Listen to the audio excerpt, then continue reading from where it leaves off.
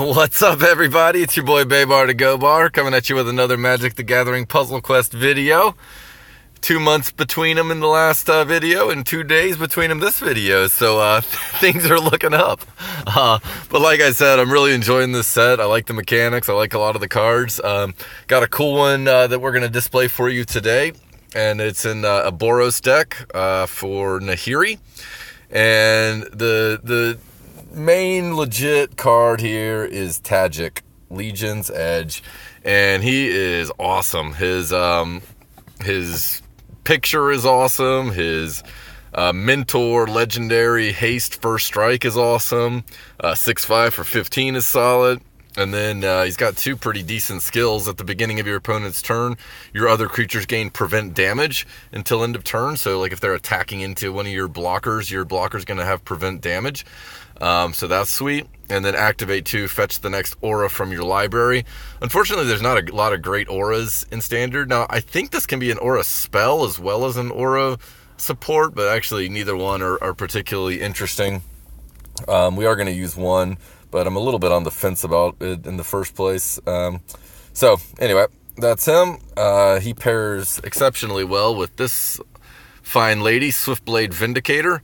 And Swiftblade Vindicator has Trample, Double Strike, Berserker, and Vigilance. So Berserker can be a little bit iffy because, again, she doesn't have prevent damage, even with Tajic on the board when it's your turn. So that can be a little clunky, but if you can get her powered up, then her Double Strike can take care of most things. And it's, if they throw hasty creatures or whatever, then it's pretty effective.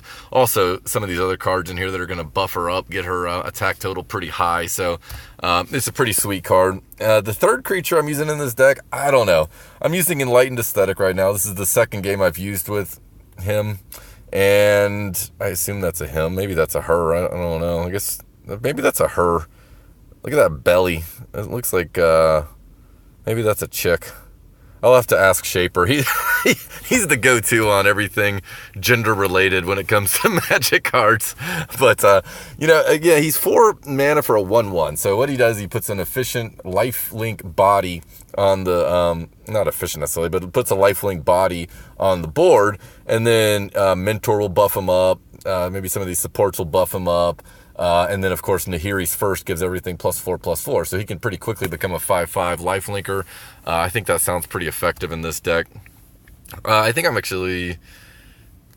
I'm not 100% sure. I think on Serra's Wings is giving me questions on whether I want it in here, but I'll get to that. Apex of Power is a pretty efficient way to sort your hand through. It's no... Blue Sun Zenith, but it's pretty strong. I always forget it's red, I guess because it looks blue in the picture, and because, blue is the color that is, all the mana ramp in, in Puzzle Quest for some reason. So, yeah. One thing to keep in mind in this card is it does draw 6 cards. It exiles your hand. Unfortunately, it doesn't throw them in the graveyard. It doesn't make this card really, really good. But when it gives it 3 mana for each card drawn, it gives it to the first card. So it goes in order. It gives 3 mana, 3 mana, 3 mana to the first card till it's full, and then on to the second card. It's not like Days Undoing where it gives to 3 per. Isolate, exile the creature your opponent controls with the lowest cost. If you can't exile the opposing support with the lowest cost.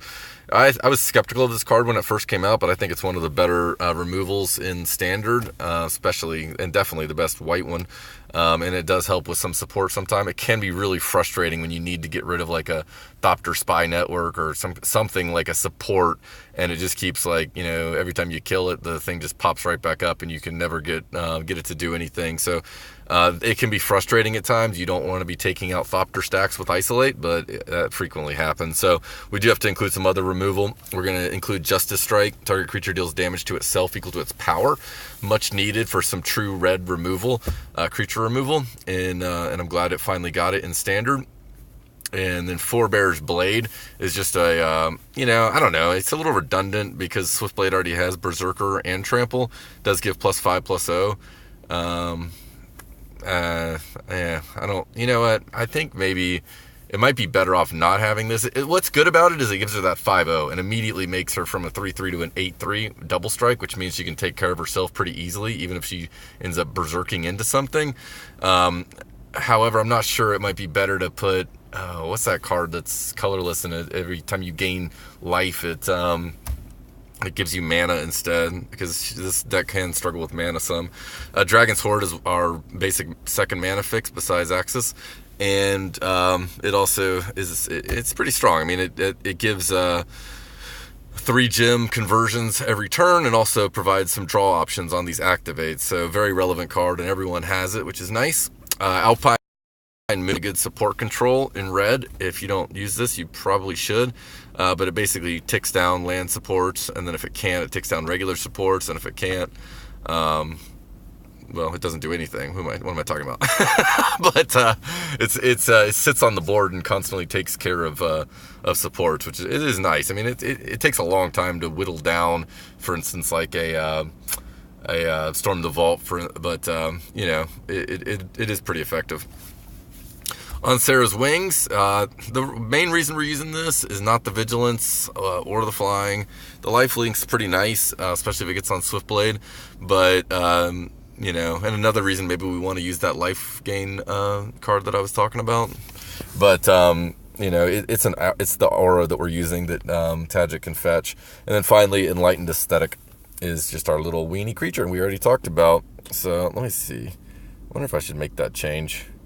I might just do it on the fly and see if I like it better. What do you guys think? Should I dance with the girl I brought to the dance, or find a new one? Yeah, let's find a new one. Azor's Gateway. Draw a card and convert 2 gems to loyalty gems at the end of your turn if they're 8 or more. Flip it. There usually are 8 or more loyalty gems because everyone avoids them. Whenever you would gain life, gain half that life rounded up instead. Whenever you gain life, gain X mana, where X is the life you gain. So this probably is a very, I think this is going to be a better choice. I think I'm going to play this against Noxious Gearhold in Fateful Showdown, just because it's going to tend to be a little bit of a longer game, and we get to see a little bit more of the power of the deck in case I either get out to a really fast start or who knows what. But this guy has quite a bit of targeted removal and stuff like that, so we'll see how this goes. Maybe Shyla is the choice instead of an Enlightened Ascetic. I just don't know, man. So that's interesting. Wow. Okay. So I mean, normally when you're playing an Enlightened Ascetic, you just, go for it. Sorry, when you're playing Apex, you just go for it. Yes, whenever. That was the stupidest comment ever. Oh, man. Okay, so, man, rarely do you pass up a match 5, even though I'm not sure I shouldn't right here. But I guess I won't. I think, yeah, that's fine. Let's do that. Will that give me enough? Oof. Needed a little help, but got it. Yeah, see, it's so stupid. I hate these double axis of... thank you for that. Apex of powers. I keep calling it axis, don't I? It doesn't even give you the option of not casting it. However, this looks pretty good. We're going to have Tajic down and Enlightened Ascetic. I still haven't seen a Swiftblade, but that's okay. You see him hasting in there and getting some work done already. Let's see. Let's focus that direction. I'm thinking the blue into the white. Yeah, that's a match 5. That's nice. I'll take that.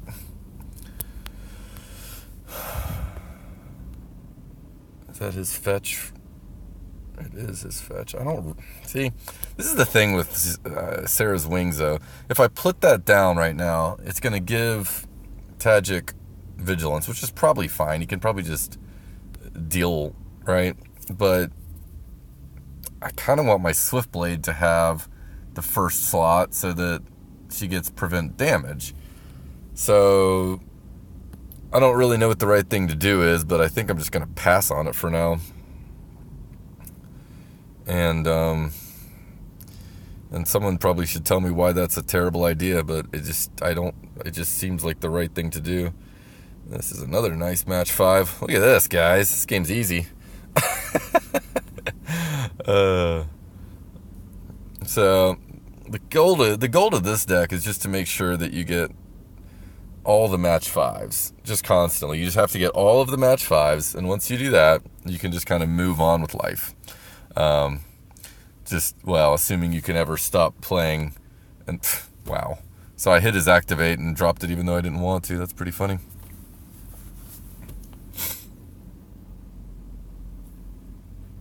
Okay. Now I'm sure I'll get the Swiftblade on the very next turn. Not to be. I might as well. I guess I could break it. Not sure that's smart anyway, but now that I've already said I'm going to do it, I'm kind of committed to the idea of just fucking hating on it.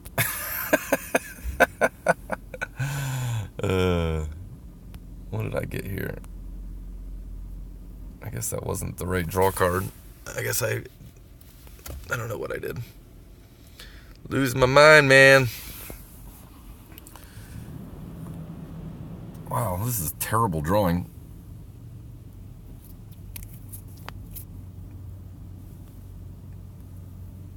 Is that Alpine? Hell, I guess I might as well keep... I should have hit the Dragon Hoard. Damn it. I'm assuming that blue activate is the Dragon Hordes, and that's probably the better choice at this point in the game. A little boom ship. You can see Enlightened Ascetic does not care about your silly boom ship. We'll just keep buffing because you'd think maybe I should save that for... Okay, good. So that's the Dragon Horde there. That's a Dragon Horde on the... Okay.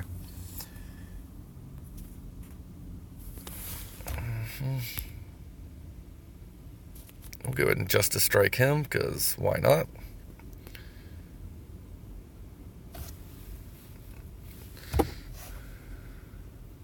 And get our Swiftblade down.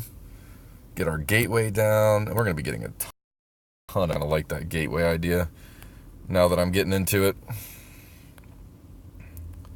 I guess I might as well just commit. Well, no, let's break it.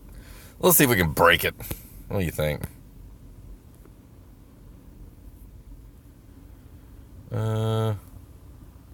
Except for I can't break it.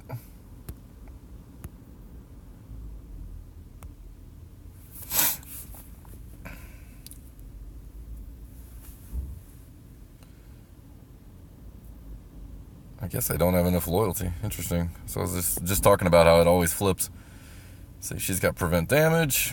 That's nice.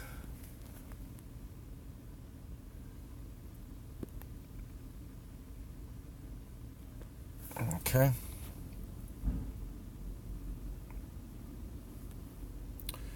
I guess I'll Justice Strike him. Yeah, I think I'm going to go ahead and crack this. And then put down another one.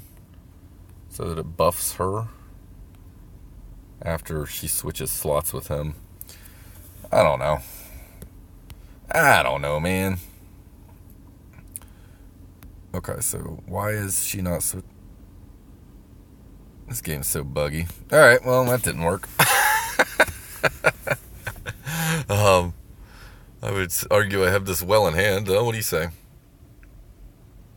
Sanctum of the Sun is out, so now I'm getting a...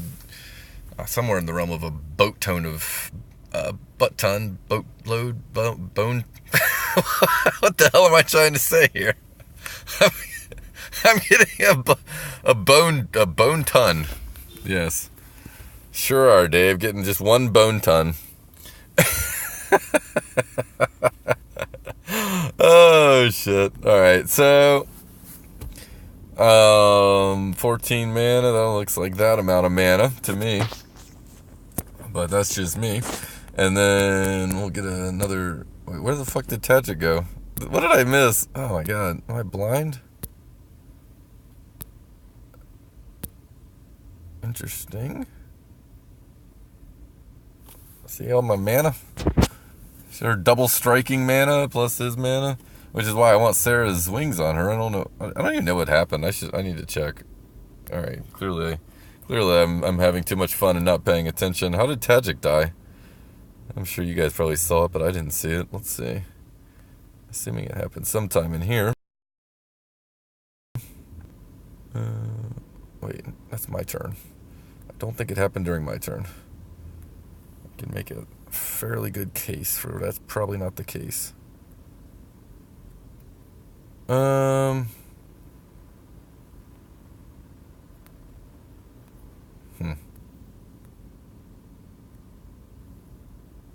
What the hell does this do? Why? What the hell? Oh, underhanded designs. Oh, that got popped. All right. Sorry, all's well with the world. I'm not paying attention. All right. Man, I actually forgot that card even did that. I got to be honest with you. It's been so long since that set. All right, let's go ahead and get our Tajic back in play. And so, unfortunately, he's not buffing anything anytime soon with Mentor, but he does give everything prevent damage. So you can see this deck is pretty aggressive and pretty mean. That's a thing you can do. That's a thing. So, I mean, I guess it doesn't do much against direct damage. I mean, maybe Shylai or whatever her name is the right choice, for that reason alone.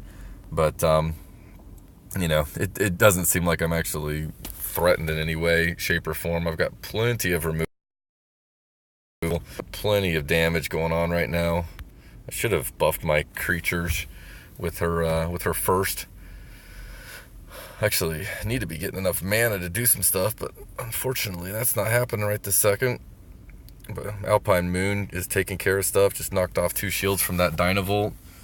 I guess I'll go ahead and buff this here.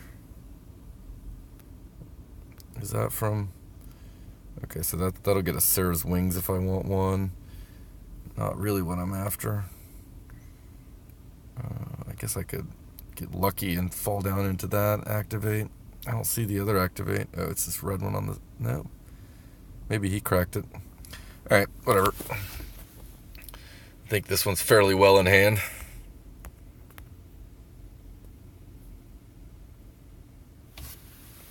And some other fun decks. One I'm looking to do with Raw is based on a kind of a different, not the looping one that I've already shown you guys, but kind of a different concept that I think will be a lot of fun.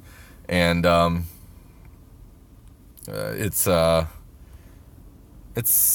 the problem that the reason I haven't shot it yet, or am not going to quite yet, is because it actually really would benefit from what we call Bacon Bolt or Beacon Bolt, and I just, that's like literally like the only common or uncommon I don't have at this point, at least in those colors. So I'll shoot that once this is done. But there's some really cool combos. Matthew, I've seen put together a really fun looking kind of Surveil / Undergrowth combo that I'm drooling over, but unfortunately I don't have any of the cards.